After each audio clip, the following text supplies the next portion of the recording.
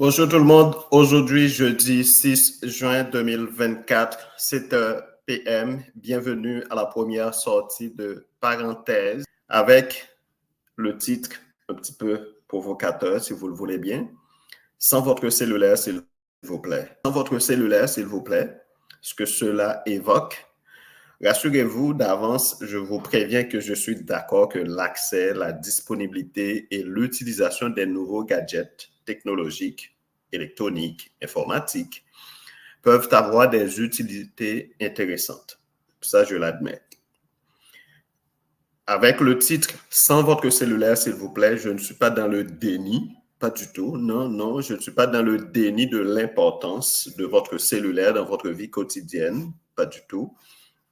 Mais, oui, il y a un mais, et le mais est souvent important dans toute discussion. Mais, ces dernières semaines, j'ai découvert à quel point je profite mieux des moments de retrouvailles entre amis, entre familles et même entre inconnus lorsque j'ose laisser le téléphone dans ma poche ou même dans mon manteau de printemps au vestiaire durant ces rencontres. Premier aspect que je compte aborder à partir du titre « Sans votre cellulaire, s'il vous plaît », essayons de voir l'efficacité des 5 sens quand on n'a pas le cellulaire. Sans mon cellulaire, mon cerveau, mon esprit, mon humeur, mon corps et mes 5 sens se révèlent plus présents et plus actifs. J'appréhende beaucoup plus mon environnement naturel, le chant des oiseaux, l'odeur des feuilles mortes, l'existence et la diversité des plantes, le goût des petites gouttes de pluie. Car, en tant que marcheur, oui, j'aime beaucoup marcher, surtout le matin. J'ai aussi découvert que mon corps, mon esprit et mon âme profitent beaucoup plus de mes marches matinales quand je me punis, oui, c'est une punition actuellement, de ne pas se servir de son cellulaire. Quand je me punis en laissant volontairement mon cellulaire dans ma poche ou dans mon manteau de printemps. Oui, manteau de printemps parce qu'il fait encore un peu froid le matin surtout. Et de ne pas sortir le cellulaire durant toute la marche. Ainsi, j'ai du temps pour méditer, pour parler avec moi-même, pour contempler la nature, pour entendre le bruit agréable et réconfortant des oiseaux, une des raisons pour lesquelles je ne vis pas en plein centre-ville en passant. Ça, c'est mon choix personnel. Sans mon cellulaire, j'appréhende mieux aussi les humains autour de moi. Sans mon cellulaire, ni dans ma main, ni dans mes poches, je suis devenu plus attentif à moi-même et aux autres. Je m'ouvre plus sur l'autre, sur l'espace. Je vis mieux l'instant présent. Comme dirait notre cher ami, bien cher à lui Pierre, le regretté mémoire. Je souris plus naturellement à l'autre et, le sourire étant contagieux, l'autre aussi me retourne son sourire et nos humanités respectives se révèlent et se renforcent en symbiose. Tout ça spontanément, sans le cellulaire, bien entendu. Merveilleux, non? Oui, cela me fait du bien de retenir ces images de sourire naturel captées durant l'absence du cellulaire. Imaginons la force de ces sourires naturels sur le bien-être d'une personne qui vit une situation triste.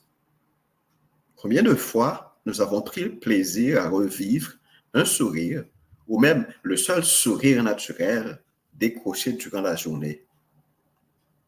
Imaginez donc l'impact social positif si des millions de personnes par jour se mettent régulièrement à se détacher temporairement de leur cellulaire pour pouvoir sourire davantage aux merveilleuses personnes que nous croisons sur nos chemins.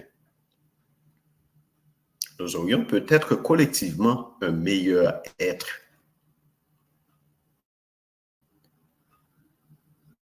J'ai donc découvert combien les photos prises par mes 5 sens sans mon cellulaire sont beaucoup plus immortelles de la mémoire de mon téléphone et dans les nuages, et que je n'ai même pas toujours le temps de regarder attentivement, bousculé par le temps. Ah, le temps. J'y reviendrai dans une prochaine édition, le temps. En passant, qui parmi vous n'a pas déjà été surpris de retrouver dans son cellulaire une photo dont il ignore beaucoup de détails associés à celle-ci, à cette photo bien entendu. Les photos de vos yeux, de nos yeux et de nos autres sens sont plus indélébiles que les photos enregistrées attentivement dans nos cellulaires.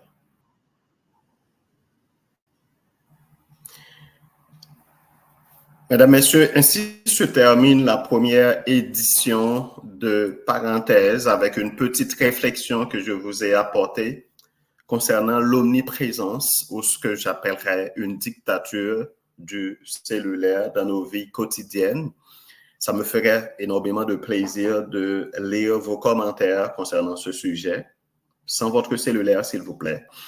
À chaque jeudi, 19h, nous allons essayer de compléter la semaine avec des réflexions sur des sujets différents, sous différents formats. Aujourd'hui, nous avons lancé avec une petite réflexion sur le téléphone cellulaire. N'hésitez pas à nous laisser vos commentaires sous cette vidéo de direct, dépendamment de la plateforme à partir de laquelle vous nous écoutez, soit Facebook, YouTube ou LinkedIn.